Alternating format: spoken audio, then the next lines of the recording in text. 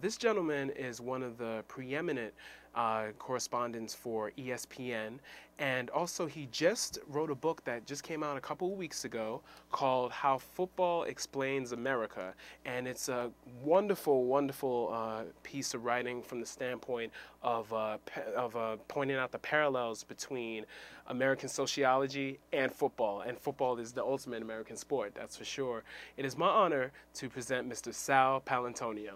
Thank you for being on the show. I appreciate it. Thank you for having me. Yes, just indeed, and wow, it's very interesting just reading this book and just you know, the history that's involved, American history and everything that's involved, and the similarities with football. And the first question I have for you, it's really intricate, and I wanted to ask you. You were a history major at SUNY Oneonta. Yeah. So were you thinking about this connection from back in those days? Well, actually, I started really thinking about football in America when I read a book called Reading Football by a University of Oregon professor by the name of Michael Oriad that came out in 1993.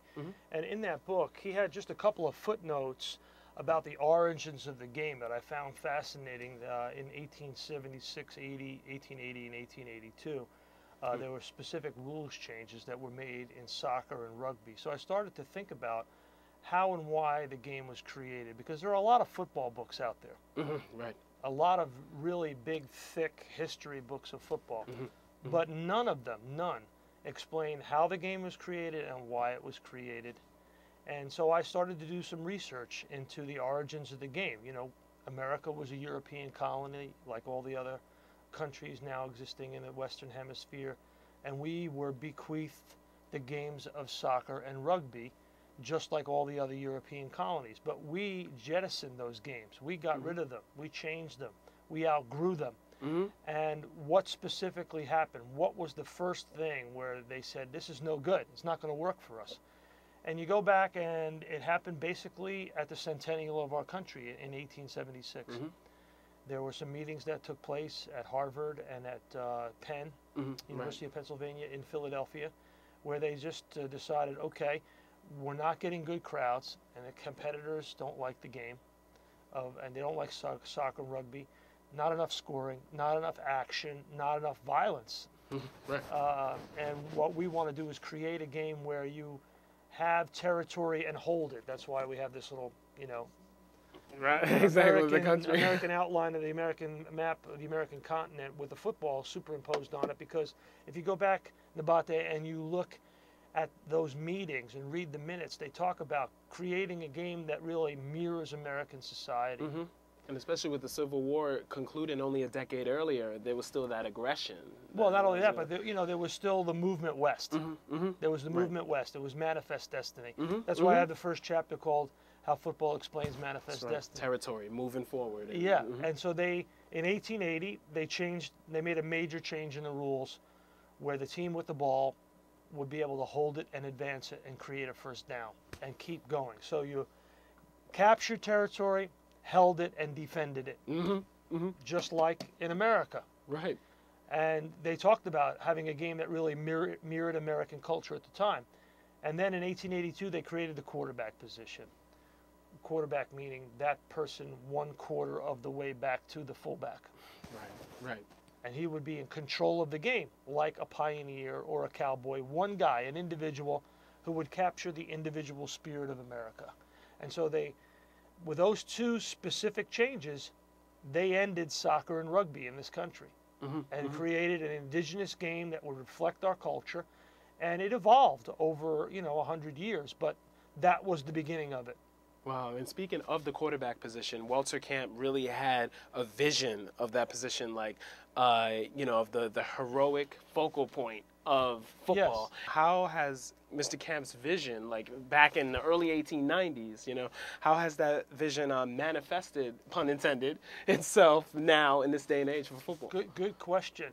The vision that he had was for an athletic, organized game that had a corporate structure but allowed the individual to flourish, much like the United States economy and culture. Right. It has a corporate structure, and in certain respects the individual is allowed to flourish.